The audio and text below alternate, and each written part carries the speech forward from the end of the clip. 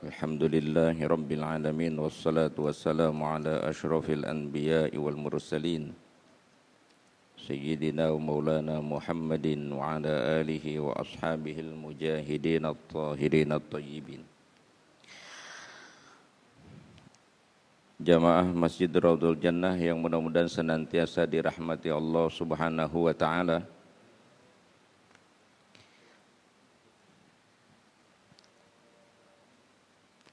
Siang hari ini kajian kita sesuai dengan permintaan penyelenggara, yaitu muhasabah. Mungkin dilatar belakangi karena ini sudah mulai masuk akhir tahun, atau entah masalah apa kita disuruh muhasabah, dan saya menyampaikan tema muhasabah dalam konstruksi yang besar secara makro, yaitu muhasabah kita terkait perilaku kita selama ini sudahkah berkesesuaian dengan pedoman hidup kita, yaitu Al-Quranul Karim. Dan Allah sudah nyatakan dalikal kitabu la raiba fi hudan lil muttaqin. Jadi benar Allah turunkan Quran itu sebagai pedoman bagi manusia agar menjadi hamba-hamba yang bertakwa. Cuma persoalannya adalah sejauh mana perilaku kita itu sudah sesuai dengan petunjuk Al-Quran. Ada analisa besar yang dilakukan oleh seorang ulama besar, Syekh Hatim Al-Assam, ketika berdialog dengan gurunya. Di situ terungkap ada beberapa hal yang bisa kita jadikan sebagai renungan buat kita semua terkait tema tadi, sudahkah sesuai hidup kita dengan Al-Quran, di mana Syekh Hatim Al-Assam itu mengungkap 8 perkara, tapi saya tidak akan angkat 8-8-nya Pak, yang terkait dengan perilaku kita terhadap Quran saja. Jadi interaksi kita dengan Quran sejauh mana. Beliau menyoroti diantaranya adalah ra'aitun nas yatahasadun. Aku melihat manusia saling mendengki satu sama lain. Yatahasadun. Hasud itu tamanni zawali ni'matil ghair, yaitu selalu mengharapkan hilangnya nikmat orang lain, atau dengan kata lain tidak nyaman ketika melihat orang lain memiliki nikmat atau karunia yang lebih, atau lebih enaknya kalau bahasa kitanya susah kalau melihat orang lain senang, senang kalau melihat orang lain susah. Kalau orang Betawi bilang tetangga makan bandeng dia ketulangan. Orang beli NMAX, dia beli Paramek. Orang nempatin rumah baru, dia masuk rumah sakit. Ada nggak itu? Ada. Apalagi dalam suasana kompetisi posisi dan kedudukan dalam kehidupan kita sehari-hari, ya, itu pasti ada.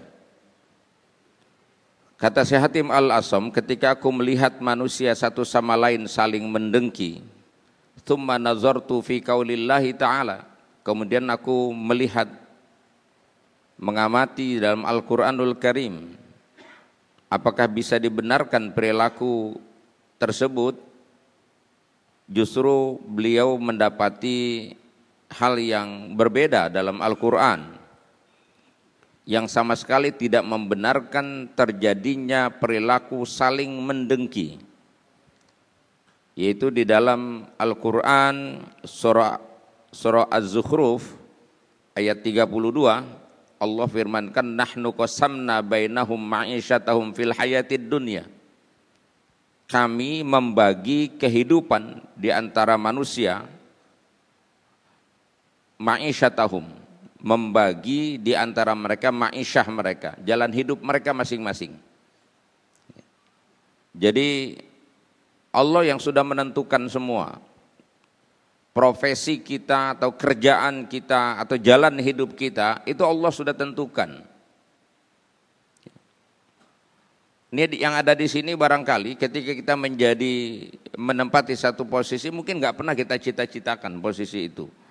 Ada juga orang mencita-citakan satu posisi tapi kemudian dia mendapatkan posisi yang berbeda. Ya. Makanya saya suka nggak setuju ketika orang bilang hidup ini pilihan. Enak banget tuh kalau ngomong. Hidup ini pilihan, Pak. Kalau hidup ini pilihan pasti yang terjadi sesuai pilihan kita. Coba antara miskin dan kaya, pilih mana Pak? Pilih kaya. Bapak pilih kaya kan? Nyatanya apa? Jadi karyawan Pak. Kalau hidup ini pilihan, pasti yang terjadi pilihan kita baik semua. Gitu. Hidup sama mati, coba pilih mana? Hidup sama mati pilih mana? Pilih hidup Pak, buktinya Bapak mintanya panjang umur terus. Pernah minta mati? Enggak, mintanya hidup terus. Siapa yang bisa nolak mati? Enggak bisa. Hidup ini bukan pilihan Pak. Pilihan konteksnya dalam ikhtiar, itu pilihan. Tapi hasil itu urusan Allah. Jadi apa yang terjadi itu urusan Allah Pak. Gitu. Itu akidah kita harus mantapkan di situ. Maka termasuk nasib kita, enggak usah iri sama nasib orang lain. Karena Allah yang udah tentuin. Sejauh mana kita ikhtiar, itu ikhtiar. Tapi hasilnya itu urusan Allah. Makanya Abu Laits As-Samarqandi itu mengatakan, Allah yara rizqahu min kasbihi. Seseorang enggak boleh memandang rizkinya itu benar-benar dari usahanya. Bal minallah, orang harus meyakini rizkinya itu dari Allah. Wa yara kasbahu sababan li rizki, dan dia hanya boleh memandang usahanya itu adalah hanya sebab untuk jalannya rizki. Padahal tanpa sebab pun Allah kuasa Pak. Itu namanya rizkun min haitsu la yahtasib, bisa terjadi sama kita di luar yang kita sebabkan. Kita terlibat dalam sebab, bisa saja Allah datangkan kepada kita dari arah yang tidak pernah kita duga. Dan boleh jadi kita mati-matian membangun sebab, nyatanya juga gagal. Pernah gagal enggak Pak? Sering. Kalau dirusahin mati-matian. Itu benar menunjukkan bahwa Allah yang ngatur nasib kita. Maka itu berdasarkan ayat ini, Allah yang membagi jatah kehidupan manusia, tidak ada sedikit pun dasar teologis yang membenarkan kita untuk mendengki orang lain. Percuma Pak, nggak akan pernah bergeser dan nggak akan bertukar rizki kita, nasib kita dengan nasib orang. Nggak bakalan. Jadi sifat dengki itu memang harus kita kikis dalam hidup kita ini. Kita harus nyaman dengan nasib kita tanpa harus sibuk dengan nasib orang lain. Bahwa kita ingin lebih seperti orang lain atau lebih dari orang itu silakan saja. Tapi faktanya ketika orang punya nasib lebih baik, kita nggak usah gelisah dan nggak usah risau. Gitu. Dan orang dengki itu rugi banget. Ruginya malah hidupnya akan repot ngurusin nasib orang. Akhirnya makan kagak enak, tidur enggak nyenyak. Gitu.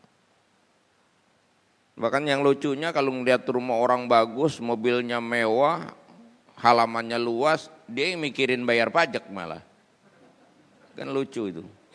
Ih, orang rumahnya gede banget, ini tanahnya luas, mobilnya banyak, gimana bayar pajaknya? Lah biarin amat yang bayar pajak, kenapa ente yang mikirin? Hah? Iya kan suka gitu kita kalau. Ini waktunya pendek, jadi nggak usah panjang-panjang. Satu tuh. Jadi sesuai nggak? Kalau masih punya dengki berarti hidup kita belum sesuai dengan Quran. Gitu aja udah. Dua, ra'aitun nas yata'adun. Aku melihat manusia satu sama lain senang bermusuhan. Konflik selalu terjadi. al-baghdha wal adawah, kebencian dan permusuhan itu terjadi dalam hidup kita ini. Sedikit saja berbeda, kita sudah terbuka tuh pintu permusuhan. Minimal kalau nggak musuhan, gedeg. Gedeg sama yang beda, kagak suka aja. Ini jangankan yang kagak ngaji nih Pak, yang tukang ngaji juga begitu tuh. Cuman beda pandangan, dia pakai mazhab ini, yang ini pakai mazhab ini, yang ono nggak mau pakai mazhab, itu bawaannya gedeg aja tuh. Kagak akrab. Ini tadi yang di sini kan modelnya macam-macam nih. Yang satu model begitu, ngelihat sebelahnya modelnya beda, kata dia, bukan kelompok gua. Itu yang ngaji itu Pak. Gimana yang nggak ngaji coba? Dan urusannya bukan lagi urusan beda pendapat, itu beda pendapatan. Udah beda pendapatan, udah runyam dah urusan. Gitu. Nah, di mana-mana manusia senang bermusuhan. Lalu kemudian kata si Hatim Al-Asam, dia mencari pijakan dalam Al-Quran. Apakah ada hal yang membenarkan ini? Atau apa yang melatar belakangnya itu sehingga orang bisa begitu? Allah Subhanahu wa taala firmankan dalam Al-Qur'an, kata Syekh Hatim Al-Asam, saya temukan ayatnya dalam Al-Qur'an itu di dalam tulisan saya ini kecil-kecil sekali, saya bawa kitabnya salah. Kitabnya kecil banget. Bapak kalau mau cari ini ada dalam kitab Mukhtasar Minhajul Qasidin. Itu Ibnu Rajab Al-Hanbali gitu. Ibnu Qudamah Al-Maqdisi. Ibnu Qudamah Al-Maqdisi ini membuat mukhtasar dari kitab aslinya Minhajul Qasidin Ibnu Qayyim Al-Jauzi. Ra'aitun nas yata'adun. Kemudian fanazartu fi qaulillahi ta'ala. Kemudian aku melihat sebagai bentuk perbandingan dan mengamati dalam Al-Qur'an, justru yang ditemukan ayat innasyaitana lakum aduwwun fattakhiduhu aduwa. Sesungguhnya setan itu adalah musuh bagimu, maka jadikanlah setan itu sebenar-benarnya musuh. Maksudnya dalil pembenar manusia kalau hidup ini pengen musuhan, ada musuhnya Pak. Siapa? Setan. Gitu. Kalau manusia dengan manusia itu nggak punya alasan untuk bermusuhan. Secara historik saja kita berasal dari satu bapak dan ibu yang sama. Kemudian dari Nabi yang pertama sampai Nabi Muhammad semua mengajarkan ukhuwah. Dan Quran bicara ukhuwah panjang lebar dalam surah Al-Hujurat dari ayat 10, 11, 12, 13. Itu secara rinci betul.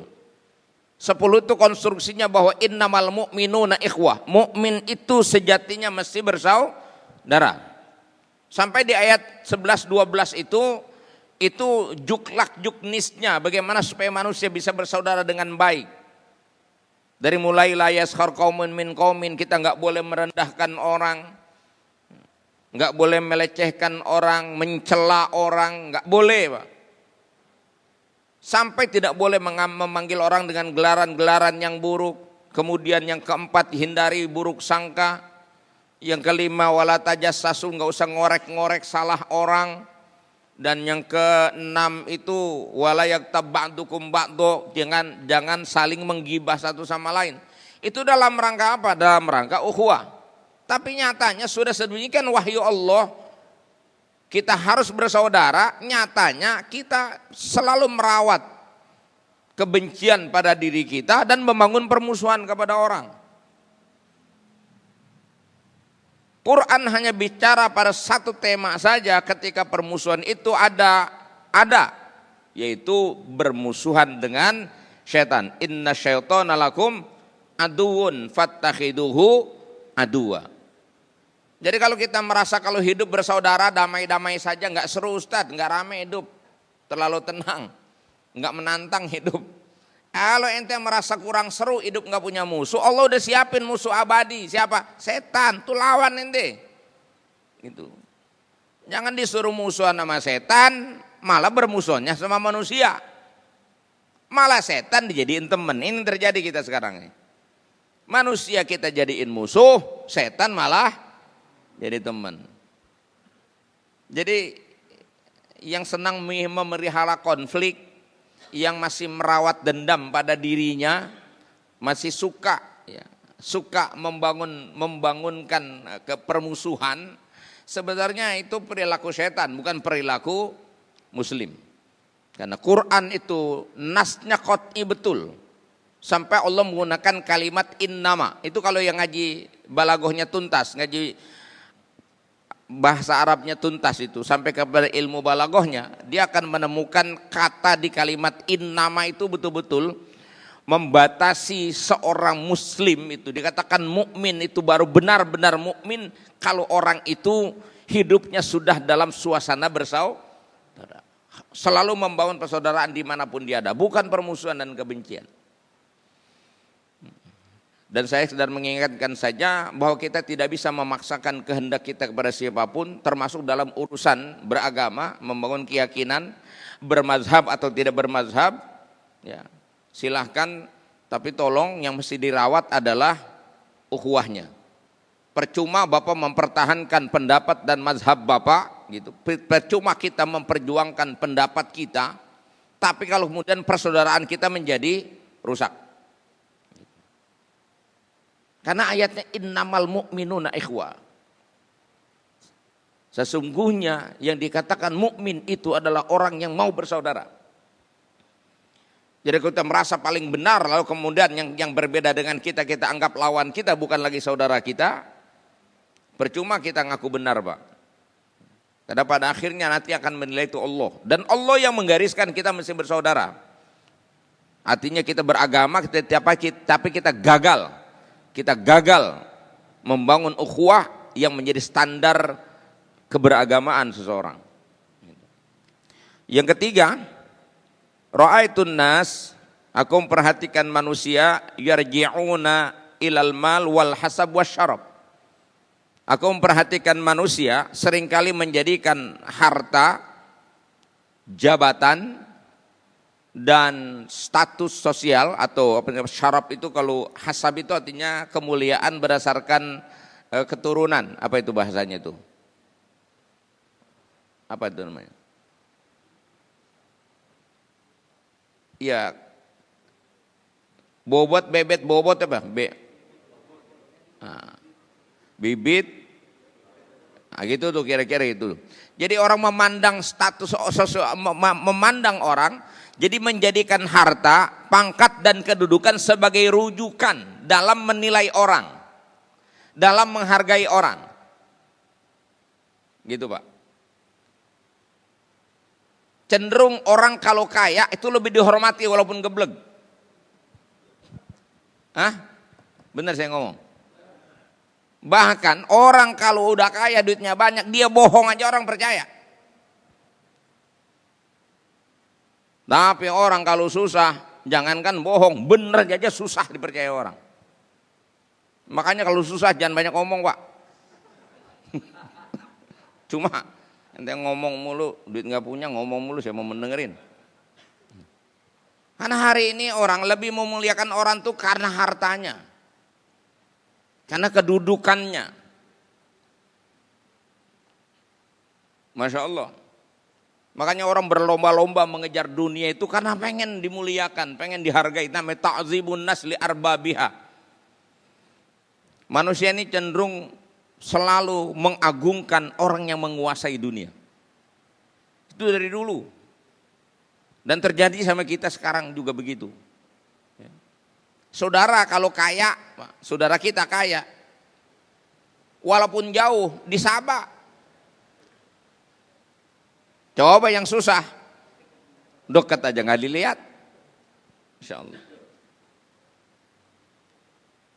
Dan sekarang tambah lagi yang namanya popularitas, ishtihar, kemasyhuran, itu menjadi ukuran tuh. Saya datang tadi sampai kemarin, entar sampai pulang nih, nggak ada yang minta foto. Coba artis datang berebut bapak foto.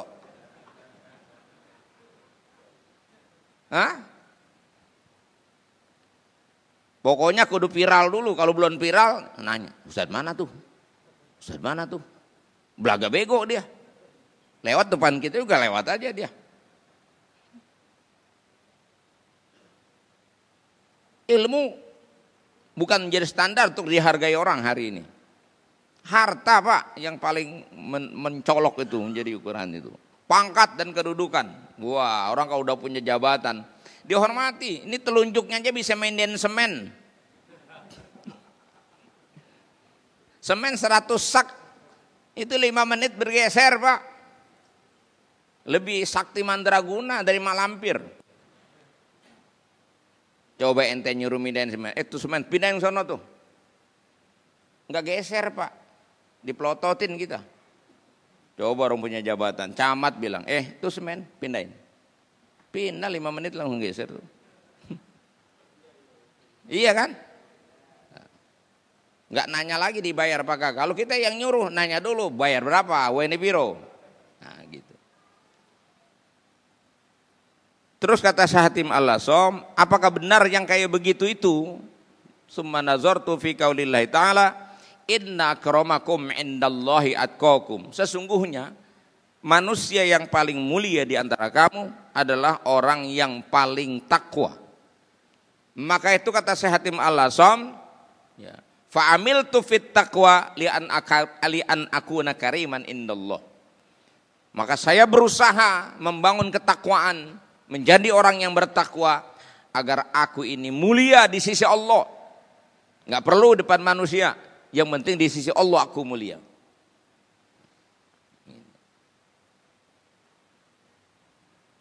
Jadi kalau hari ini orang berlomba-lomba mengejar dunia, salah satu poin pentingnya kata Imam Haddad itu adalah ta'zimun nasli arbabiha. Ya kita harus bergeser Pak, bukan ke situ. Kalau kita pun mencari dunia, kita niatkan untuk ibadah. Agar sebanyak-banyaknya kita bisa ibadah, sebaik-baiknya kita bisa berbuat untuk agama. Supaya kita memperoleh kemuliaan di sisi Allah, bukan mencari kemuliaan depan manusia. Manusia itu kita dipandang mulia kalau lagi cocok sama maunya. Kalau jalan nggak cocok sama maunya, dimusuhin kita.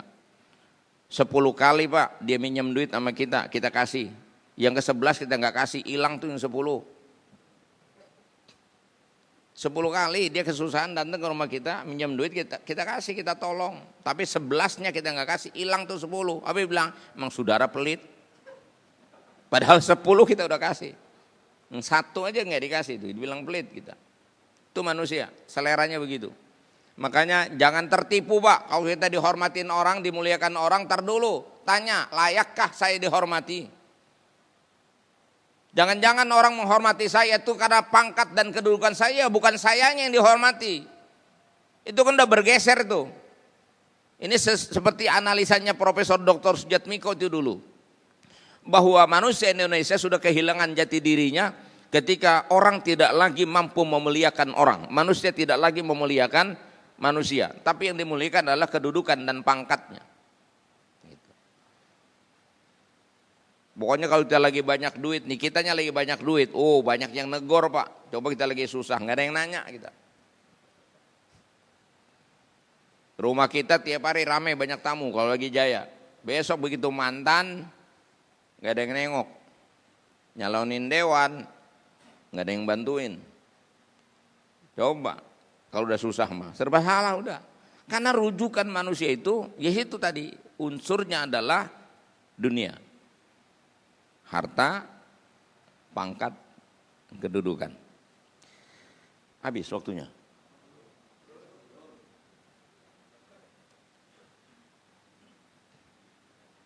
Nah, yang ke berapa? 4. Ra'aitun nas yudhilluna anfusahum fi talabir rizq. Aku melihat manusia seringkali menghinakan dirinya di dalam mencari rizki. Sejatinya manusia itu selalu berusaha membangun kemuliaannya.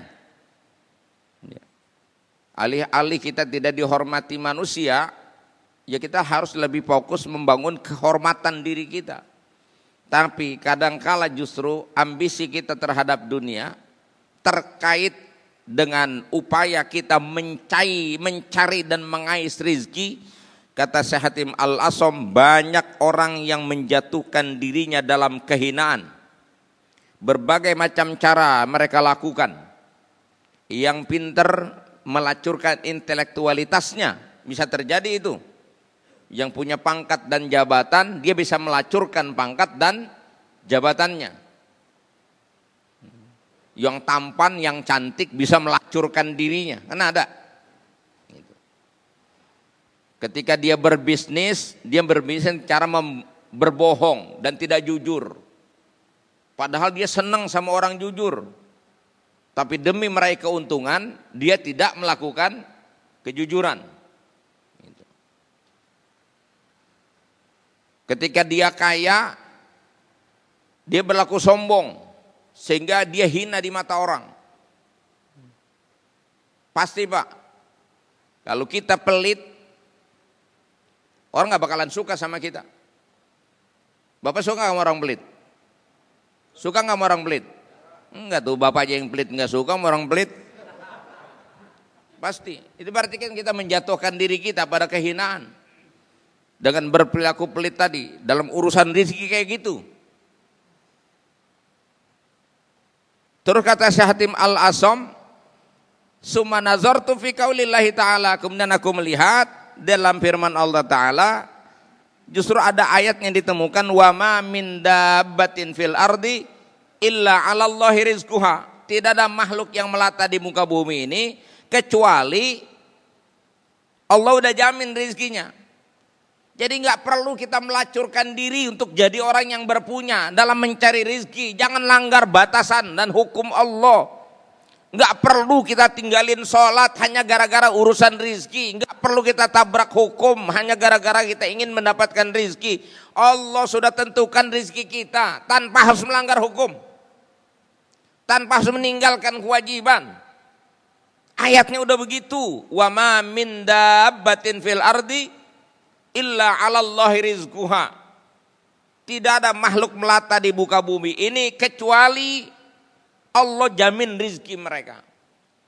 Ini yang disebut dengan rizkun madmun. Rizki yang sudah dijamin oleh Allah untuk seluruh makhluk.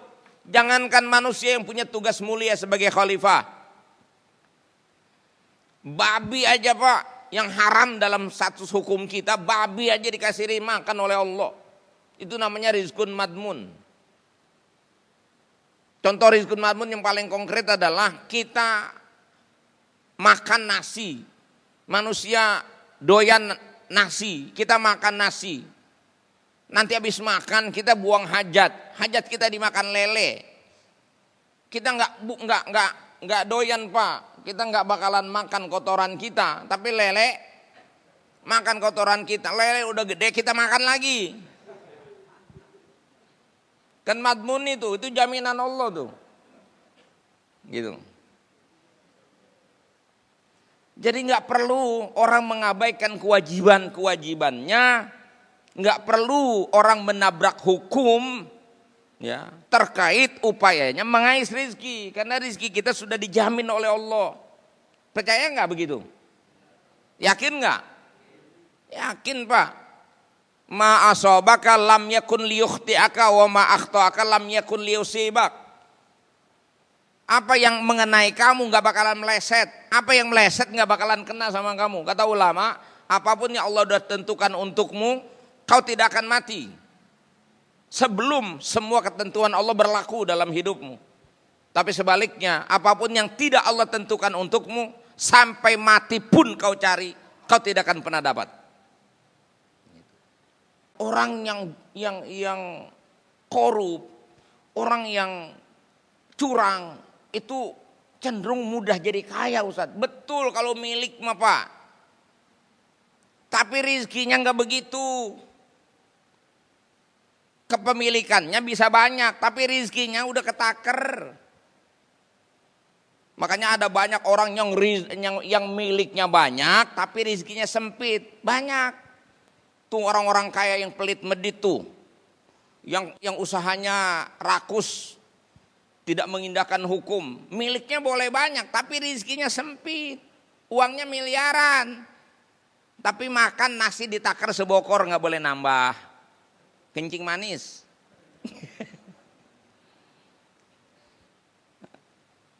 Ada orang miliknya sedikit, tapi rizkinya banyak.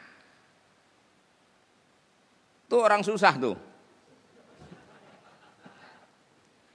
Gajinya, honornya kecil, tapi makan apa aja doyan, Pak. Coba dibandingin yang kaya raya, uangnya miliaran begitu, sahamnya di mana aja ada, makan duren kagak boleh, makan sate kambing nggak berani, gitu kan? Dia bisa kawin 4 itu padahal, tapi 1 aja nganggur, Pak. Gitu. Uangnya miliaran, miliknya boleh banyak, tapi rizkinya seret. Tapi yang ada di sini ini, mungkin miliknya nggak terlalu banyak, tapi rizkinya nggak nahan. Masya Allah, duren, oke. Sate, oke. Nggak ada pantangan. Kalau orang kaya makan di takar sebokor begini, dia makan kalau bakul belum teguling belum berhenti. Rezekinya mantap itu. Min dabatin fil ardi illa 'alallahi rizquha. Nah, dalam urusan rezeki ini ada pendekatan, maknanya itu adalah terkait dengan muhasabah kita ini, sudah sesuaikah jalan hidup kita? Gitu. Yang hidup ini kan sekarang kan lebih banyak hidup kita isi upaya mencari rezeki kan sebenarnya. Ibadah berapa banyak sih ibadah kita? 5 menit sholat zuhur, asar, maghrib, bisa subuh 5 kali 5 25, plus minus 10 menit sama wudunya 5 kali buat 50, kan begitu ya. Mau wiridannya dah taruh jam setengah, paling lama 2 jam dah gitu, yang rajin ibadah, rajin zikiran, sama tahajud itu juga sama duha 2 jam. 22 jam kemana? Minimal 8 jam Bapak kerja sehari, minimal. Ini kerja di sini, ntar di luar masih kerja lagi. Kan hidup kita lebih banyak urusan nyari rezeki. Dan berapa banyak orang kemudian mengabaikan kewajiban-kewajiban pokoknya sebagai manusia kepada Tuhan. Sehingga dia lupa untuk mempertahankan posisi mulianya di hadapan Allah. Berapa banyak orang kemudian melanggar hukum Tuhan, hukum Allah. Sehingga kemudian menjatuhkan kehormatannya di hadapan Allah. Dia tidak rawat itu. Hanya gara-gara urusan dunia. Itu yang saya maksudkan. Sudah sesuaikah hidup kita dengan Quran? Silakan Pak. Kata Allah juga fantasyiru fil ardi wabtagu min fadlillah. Silakan bertebaran di muka bumi ini, cari karunia Allah. Dan itu perintah Allah, ikhtiar. Tapi ingat, wadhkurullaha katsira.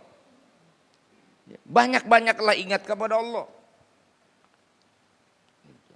Jadi tidak perlu kita melacurkan diri, melanggar hukum Allah hanya gara-gara urusan rizki. Keyakinan kita, rizki itu sudah ada dalam jaminan Allah. Itu rizkun madmun. Ada lagi namanya rizkun maksum. Rizki yang tadi itu yang dijatah kita masing-masing beda-beda. Jangankan Pak, beda pendidikan. Satu keluarga, sekolahnya sama, bapak ibunya sama. Nasibnya bisa beda nggak orang? Beda. Maka ada yang dijatah oleh Allah, dikasih, ada yang kasih banyakan, ada yang dikasih. Kalau dunia semaunya Allah sajalah. Ada yang usahanya mati-matian, dapatnya dikit, ada. Ada yang usahanya sederhana tapi dapatnya banyak, ada. Itu mah terserah Allah aja. Enggak mesti kita harus sungguh-sungguh. Saya berhasil karena saya rajin. Pak, yang rajin bukan Bapak doang. No, yang susah juga pada rajin-rajin Pak. Emang dipikir Bapak aja yang rajin Pak. Orang susah juga pada rajin. Saking rajinnya pengen sembahyang. Tapi emang dasarnya kagak dapet, mau ngomong apa ente? Itu namanya rizkun maksum. Kalau kata Syekh Wahbah Zuhaili ketika menafsirkan ini, inna rabbaka yabsutur rizqa liman yasha'u wa yaqdir, itu Tuhanmu yang meluaskan rizki dan Tuhanmu yang menyempitkan rizki. Syekh Wahbah Zuhaili dalam tafsirnya itu mengatakan bimuqtadha sunanihi, sesuai dengan sunnatullahnya. Artinya sunnatullah, orang yang rajin itu lebih terbuka kemungkinan berhasil. Orang yang malas lebih terbuka kegagalannya. Tapi kadang-kadang kita nyatakan juga Pak, waktu di sekolah kita belajar, teman kita malas banget. Tapi pinter, ada nggak? Kita emang dasar goblok. Mana malas goblok lagi. Ada juga yang di sekolah nggak menonjol, tapi setelah keluar nasibnya lebih baik daripada kita yang punya prestasi, betul. Nah itu bimuqtadha sunani. Jadi orang usaha juga nggak melulu yang sungguh-sungguh pasti berhasil. Makanya jangan bilang kenapa kamu berhasil? Karena saya rajin. Kenapa kamu berhasil? Karena saya pinter. Itu jawaban Qarun, Pak. Jadi jangan copy paste Allah diriwayatkan di Quran tentang jawaban Qarun, dan jawaban itu dipakai orang sekarang. Kenapa saya kaya? Karena saya rajin nabung, karena saya rajin, karena saya pinter. Oh, itu jawaban Qarun, Pak. Innama utituhu ala ilmin indi. Saya kaya ini karena ilmu saya. Begitu jawaban Qarun. Kalau orang sekarang masih jawab begitu, berarti belum sesuai hidupnya dengan Quran. Karena itu yang dijalanin Qarun. Kira-kira begitu. Jadi ada rizkun madmun, ada rizkun maksum, ada lagi namanya rizkun mamluk. Rizki yang dikuasakan Allah tapi nggak boleh kita pakai. Itu tadi yang Bapak sebarin tuh. Tuh dikirimin bagi orang yang membutuhkan. Ada lagi namanya rizkun mau'ud. Nah ini khusus buat orang-orang yang bertakwa saja. Wa may yattaqillah yaj'al lahu makhraja wa yarzuqhu min haitsu la yahtasib. Jadi ada 4 jenis rizki. Tapi jalur rizkinya ada 18. 1 jalur bumi, 17 jalur langit. Itu boleh nanti kita kupas.